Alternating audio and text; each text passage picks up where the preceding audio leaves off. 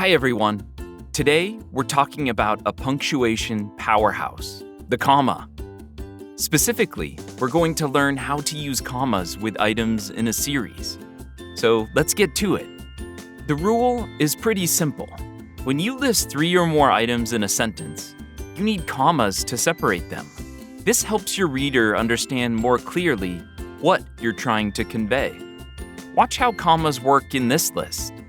I brought apples, comma, oranges, comma, bananas, comma, and grapes to the party.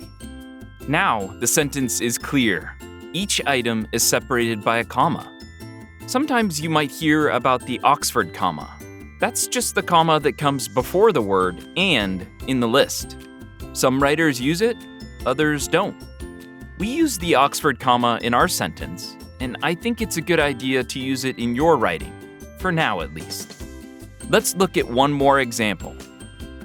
I picked the bicycle with the rainbow basket, comma, the skateboard with the cool design, comma, and the scooter with the blue stripes.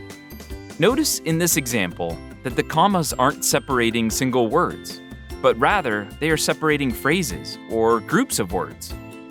Commas come in especially handy in this instance, when there are more words within each item to separate. All right, now it's your turn. Be sure to use commas correctly in your writing when you're listing items in a series. Bye for now.